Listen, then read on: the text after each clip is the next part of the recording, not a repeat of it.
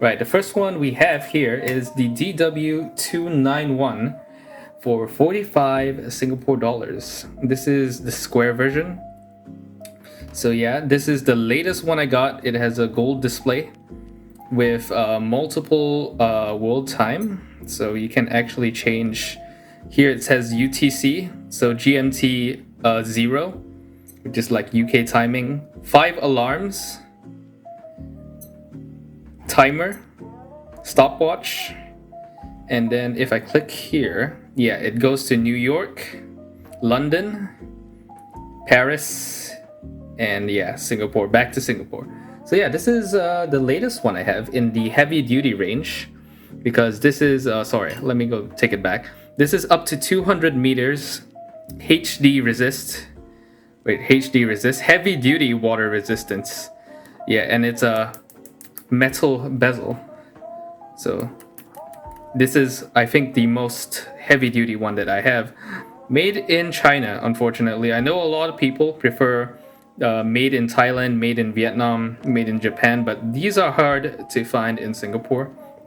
So yeah, very thick buttons, and the screws, this is what I like, are legit. So yeah, they're actually real screws. So yeah, let's take a zoom in and move to the next watch.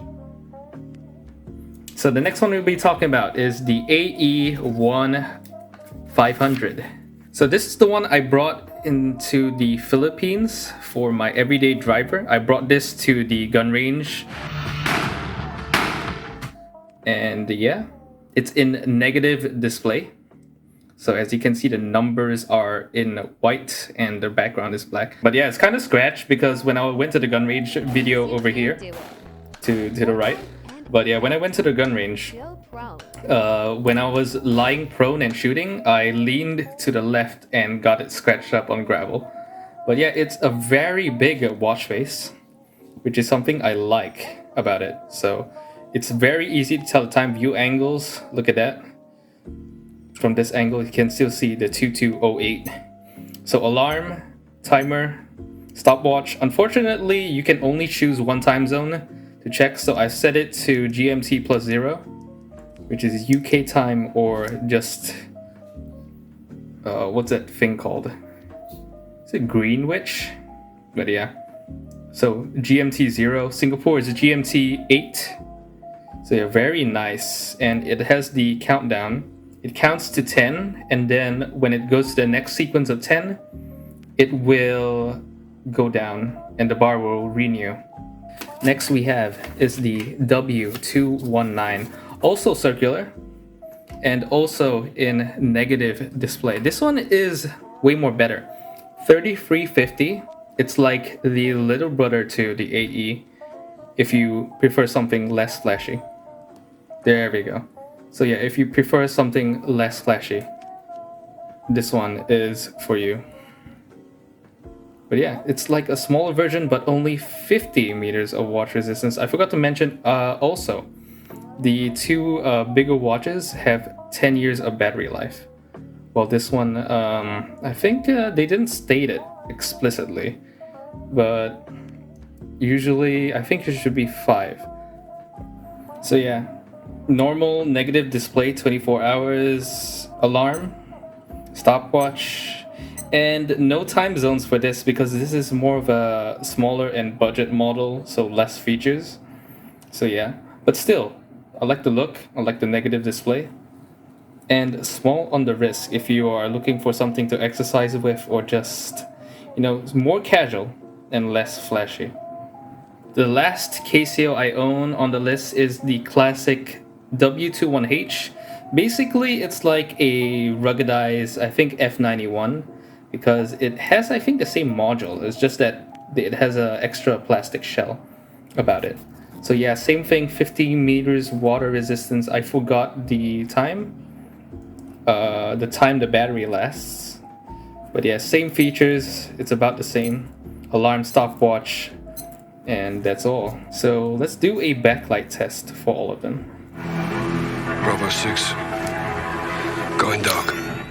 And let's do the AE1500. There we go. So it's about 1 second. just to save the battery life. By the way, the 10-year battery life says it's given that you only press the light once. So I'm probably gonna get less than 10 years, but you know, whatever. So there we go. You can still see the second hands going by.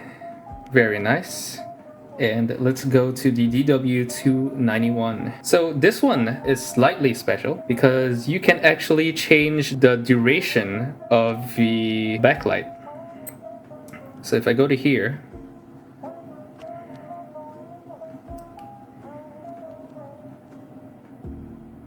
this is allows you to change. This is 1 second, but you can change it to 3 seconds backlight. But of course you want to conserve battery. So I put it to 1. You know, what's the harm in pressing it a few more times if you don't get it at the first time? So yeah, very nice.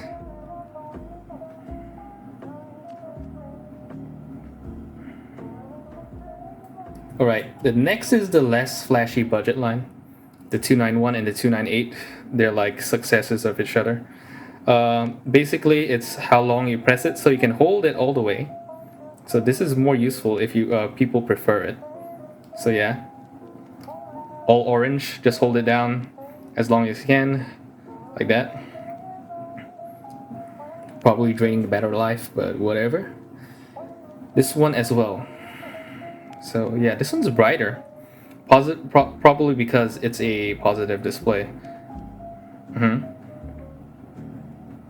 But yeah, let's turn the lights back on. Alright, now that we're done with my Casio Illuminator collection, let's go look at the watches I don't use because they are too sophisticated and heavy for me. This one is some random diesel watch that somehow I recycled with the NATO watch strap from my super old watch. This is a watch I had since 2012 or 13, I can't remember. As you can see, it's bashed up, broken and shit because I wore it like that. Okay, and then when I took it off, because it was so damned heavy, okay, it slammed the ground. So yeah, this is slammed the ground. So it knocked this thing off and the impact dented the second handle, which caused the minute handle to basically be unable to move. This one, I think, this one was not caused by the drop. This one, I think when I bashed into something, because I brought it out in my 2 years, it might have bashed a wall when I was running. So I'm not too sure, but I think it was smaller, but I think when I finally dropped it for the last time on the floor while taking it off, it finally broke. I still do believe that G-Shocks are overrated. Once again, I'm gonna tell you, this one withstood firing of 9mm. Maybe next year when I go for my reservice cycle, I'll let you know if this one survives 556 vibrations, of course. Well, that depends if I am gonna shoot 556 next year. But yeah.